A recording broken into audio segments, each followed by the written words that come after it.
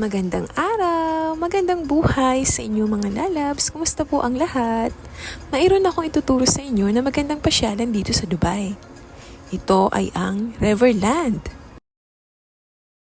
Mura lang naman, 15 dirhams lang naman. Pero, pag nasa loob ka na at gusto mong bumili ng pagkain, ibigay mo yung ticket mo at hindi ka nila pababayaran. O diba? So parang free lang ang entrance nila. So, eto na nga.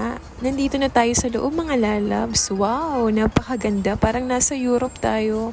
Kaya, pinuntahan talaga namin tong lugar na to dahil sa kakaiba siya. Parang wala tayo sa Dubai. Para tayong nasa ibang bansa. O, diba? And by the way, mga lalabs, itong Riverland dito sa Dubai ay isang kilalang developer ng mga proyektong real estate sa gitnang silangan. Kilala sila sa kanilang mga high-end residential at commercial developments, pati na rin sa kanilang state-of-the-art facilities at modernong arkitektura. Isang kilalang proyekto ng Riverland ay ang Riverfield, isang luxury residential tower sa distrito ng Business Bay sa Dubai. So ayan na nga, nag-umpisa na ako mag-post dyan. Picture muna.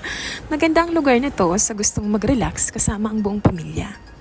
Isa ito sa mga dinadayo ng mga maraming photographer dahil sa kanilang modernong arkitektura at magandang tanawin at kung ano-ano pa. Ang mga gusali at mga lugar na pinapatakbo ng Riverland ay popular na mga destinasyon para sa mga photoshoot at pagkuha ng mga larawan. Lalo na para sa mga print-up shoot, fashion photography at architectural photography. Magagandang backdrop at eksklusibong seating ay magbibigay ng inspirasyon sa mga photographer para makagawa ng mga kakaibang larawan. So ayan na nga, kinukuha na ako ng photographer dyan. O siya, sige, kahit super init go lang.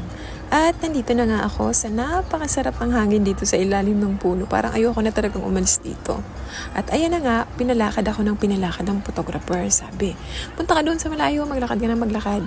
Habang kinukuhanan kita para mas maganda daw. O siya, sige, enjoy ko muna tong oras na to habang may hangin-hangin pa. Hala, sige. Ano ginagawa mo dyan, Zay? Nagmamaganda ka na naman. O siya, sige, rampa go. O, diba?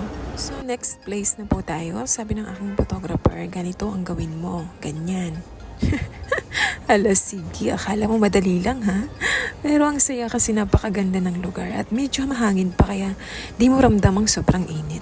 Maraming mga photographers at mga models ang mga pumupunta sa mga lugar na to upang kuwanan ng mga larawan para sa mga fashion shoots at iba pang proyekto. So ayan, malapit na po akong matapos dyan. Then after that, magpapalit na po ako ng damit. By the way mga lalabs, abangan nyo po ang part 2 ng vlog na to. Maraming salamat sa inyong mga panonood. Bye-bye!